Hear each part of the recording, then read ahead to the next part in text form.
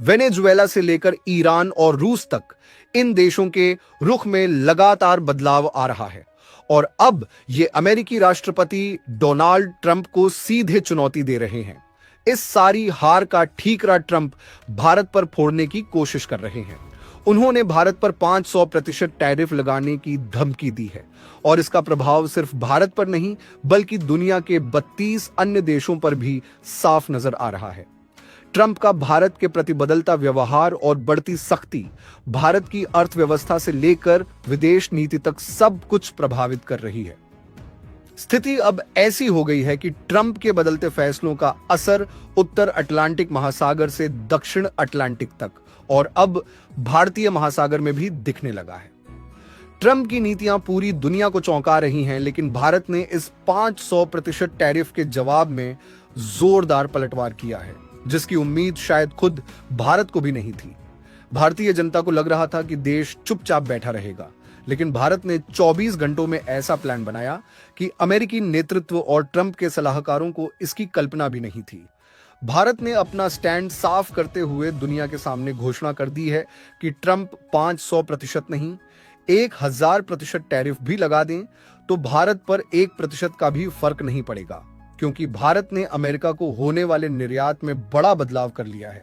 यह बदलाव इतना प्रभावी है कि भारत की अर्थव्यवस्था पर ज्यादा असर नहीं होगा, लेकिन अमेरिकी अर्थव्यवस्था पर सीधा झटका लगेगा। भारत ने अमेरिका को एक के बाद एक कई बड़े अल्टीमेटम दिए हैं। पिछले 24 घंटों में भारत ने अमेरिका के साथ 4 प्रमुख रणनीतिक साझेदारियों से बाहर निकलकर ट्रंप को करारा झटका दिया है। लेकिन सिर्फ भारत ने ही नहीं, अमेरिका ने भी कदम उठाए हैं। एक तरफ उन्होंने 500% टैरिफ की बात की तो दूसरी तरफ भारत के सोलर अलायंस से बाहर निकलने का फैसला लिया, जो भारत का सबसे मजबूत गठबंधन है और इसमें दुनिया के कई देश शामिल हैं, जिसमें अमेरिका भी पहले जुड़ा था। इससे सोलर अलायंस पर असर पड़ा है, लेकिन भारत ने इसका जवाब इतना तगड़ा दिया कि ट्रंप का 500% टैरिफ प्लान पूरी तरह फेल हो गया। एक तरफ विदेश मंत्री एस जयशंकर ने संयुक्त राष्ट्र से लेकर अन्य मंचों पर अमेरिका को करारी शिकस्त दी है और अमेरिकी प्रतिनिधियों को वहां से भागना पड़ा है। दूसरी तरफ भारत और रूस के बीच बढ़ती साझेदारी ने अमेरिका के लिए नई मुसीबत खड़ी कर दी है। भारत ने 500% टैरिफ पर इतना बड़ा हंगामा मचाया कि ट्रंप खुद गिरते नजर आ रहे हैं। दोस्तों, असल में यह 500% टैरिफ की धमकी रूसी तेल खरीदने वाले देशों पर है, जिसमें भारत और चीन मुख्य हैं। ट्रंप का नया बिल पास होने वाला है जो रूस से तेल या यूरेनियम खरीदने वालों पर भारी जुर्माना लगाएगा। लेकिन भारत ने साफ कर दिया है कि ऊर्जा सुरक्षा हमारी प्राथमिकता है और हम सस्ता रूसी तेल लेते रहेंगे। इस धमकी से भारतीय निर्यात महंगा हो सकता है, लेकिन हम नए बाजारों की तरफ मुड़ रहे हैं। अफ्रीका, यूरोप और एशिया में हमारे व्यापार को और मजबूत कर रहे हैं। ट्रंप की ये नीति खुद अमेरिका को नुकसान पहुंचा रही है, क्योंकि भारतीय सामान जैसे दवाइयां, टेक्सटाइल और मसाले अमेरिकी बाजार में सस्ते और जरूरी हैं। अगर सप्लाई रुकी तो अमेरिका में महंगाई बढ़ेगी और आम अमेरिकी नागरिक प्रभावित होंगे। भारत आत्मनिर्भर बन रहा है और इस दबाव से हम और मजबूत होकर उभरेंगे। आखिर क्या है पूरी कहानी? क्या है लेटेस्ट अपडेट्स? भारत ने क्या ऐसा किया कि अमेरिका का अपना ही टैरिफ उसके लिए संकट बन गया? और भारत ने कैसे कहा कि 1000% भी लगा दो, लेकिन असर 1% का भी नहीं होगा? सारी डिटेल्स इस वीडियो में मिलेंगी। चैनल पर बने रहिए। अगर अभी तक सब्सक्राइब नहीं किया तो कर लीजिए और बेल आइकन दबाकर ऑल पर सेट कर दीजिए, ताकि हर अपडेट सबसे पहले आपको मिले।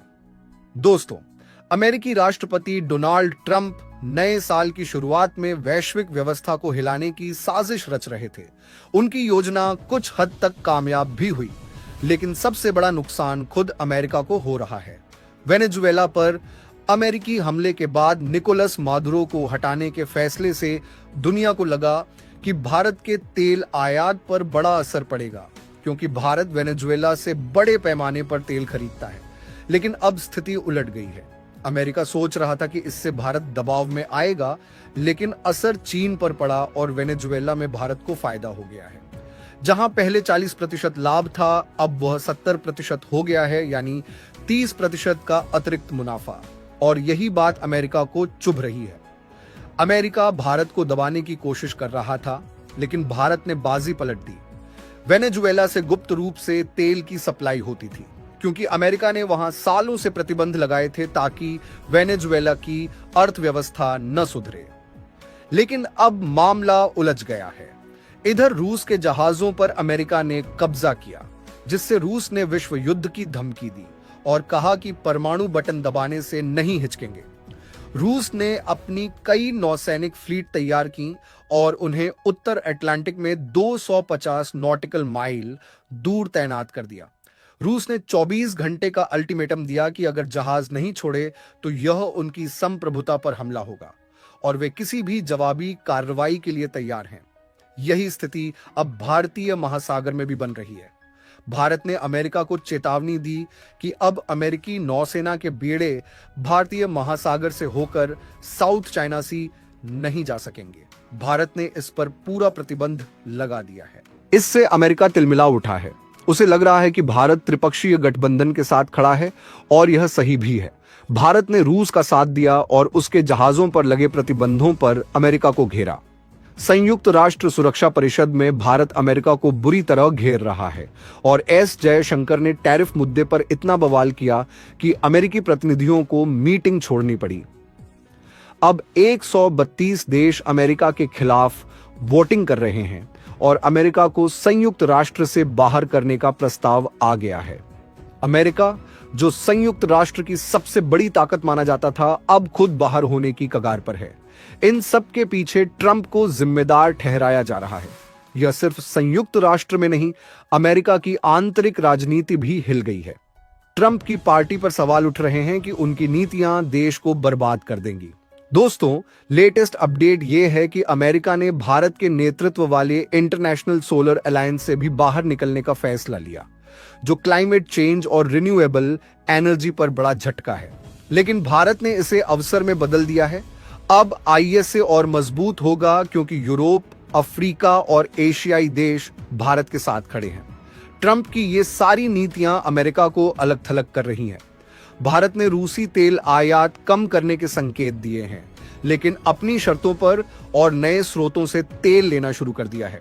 इससे ट्रंप का दबाव कमजोर पड़ रहा है। भारत की डिप्लोमेसी इतनी मजबूत हो गई है कि दुनिया अब भारत को ग्लोबल लीडर मान रही है। आने वाले दिनों में भारत नए ट्रेड डील्स साइन करेगा जो अमेरिका को सबक सिखाएंगे। भारत पर 500% टैरिफ लगाने के ऐलान के जवाब में भारत ने अपने 130 जहाजों को बीच समुद्र से वापस बुला लिया जो अमेरिका जा रहे थे। यह कदम दुनिया के लिए चुनौती बन गया है। भारत ने कहा कि अब कोई निर्यात नहीं होगा, चाहे सामान खराब हो जाए, लेकिन अमेरिका को कुछ नहीं मिलेगा। भारत ने अपनी दवाओं, मसालों, चावल और टेक्सटाइल पर प्रतिबंध लगा दिया। भारत ने घोषणा की कि 500 या 1000% टैरिफ से कोई फर्क नहीं पड़ेगा, क्योंकि भारत अपना व्यापार अब अन्य दिशाओं में मोड़ रहा है। अब बहुत हो चुका इंतजार और सुधार की कोशिशें। भारत ने साफ कर दिया कि अब कोई गुंजाइश नहीं बची और वह पलटवार करेगा। अमेरिका अगर रोक सकता है तो रोक कर दिखाए। भारत की अर्थव्यवस्था किसी एक देश पर निर्भर नहीं है। भारत कभी किसी एक बाजार पर हावी नहीं होने देता। अमेरिका को भारत का सिर्फ 15% निर्यात जाता था, बाकी 85% यूरोपीय संघ, रूस, ऑस्ट्रेलिया, जापान, न्यूजीलैंड, अफ्रीकी देशों और पड़ोसी मुल्कों में बंटा है। अगर भारत यह 15% भी मोड़ दे तो अमेरिका पर क्या असर पड़ेगा? अमेरिका भारत के साथ व्यापार घाटे में है, यानी भारत जितना बेचता है अमेरिका उसका आधा भी नहीं बेचता। अगर भारत अमेरिकी सामानों पर प्रतिबंध लगाए तो भारत को कोई बड़ी समस्या नहीं, क्योंकि वह खुद आत्मनिर्भर है। लेकिन अमेरिका जो भारत से 70% आयात करता है, अगर सप्लाई रुक गई तो वहां क्या होगा? अमेरिका सोच रहा था कि भारत बासमती चावल की डंपिंग कर रहा है, लेकिन भारत ने दिखा दिया कि असली सप्लाई क्या है। चावल की सप्लाई रुकते ही अमेरिका में दाम 3 गुना हो गए। बासमती तो दूर, साधारण चावल भी महंगे हो गए, जिनकी क्वालिटी भारत से 40% कम है। अमेरिका मक्का उत्पादक है, लेकिन चावल नहीं बनाता। भारत और चीन मुख्य सप्लायर हैं। चीन ने पहले ही 250% टैरिफ के जवाब में निर्यात रोक दिया और चावल को फर्मेंटेशन से अन्य उत्पाद बनाने लगा। अब भारत ने भी यही किया। भारत अपना बासमती चावल जो दुनिया में सर्वश्रेष्ठ है, अब रूस, ऑस्ट्रेलिया और अफ्रीकी देशों को ज्यादा भेज रहा है। भारत ने कहा कि 1000% टैरिफ भी लगा दो, लेकिन हम नहीं रुकेंगे। अमेरिका से आने वाले बादाम या मक्का पर अब भारत 1000% टैरिफ लगाएगा। अमेरिका घटिया क्वालिटी के बादाम ऊंचे दामों पर बेचता था, लेकिन अब भारत ने बाजार बंद कर दिया। यह अमेरिका के लिए बड़ा झटका है। दुनिया सोच रही थी कि भारत दब जाएगा, लेकिन उल्टा हुआ। अब सामरिक मोर्चे पर बात करें, पावर शिफ्ट हो रही है। दुनिया विश्व युद्ध की बात कर रही है, लेकिन गुट बड़ा हो गया है। अमेरिका के खिलाफ 25 से ज्यादा देश एकजुट हैं, जैसे रूस, चीन, भारत, उत्तर कोरिया, दक्षिण कोरिया, ऑस्ट्रेलिया और यूरोपीय संघ के वे देश जो ग्रीनलैंड विवाद से अमेरिका के खिलाफ हैं। नाटो भी अब अमेरिका के साथ नहीं। स्थिति एक तरफा है। एक तरफ अमेरिका और उसके कुछ सहयोगी, दूसरी तरफ भारत के 7 सुपर पावर।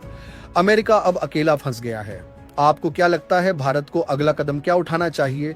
क्या अमेरिकी कंपनियों पर एक एक कर प्रतिबंध लगाने का समय आ गया है? कमेंट में बताइए। वीडियो लाइक करिए, चैनल सब्सक्राइब करिए और बेल आइकन दबाकर ऑल सेट करिए। जय हिंद।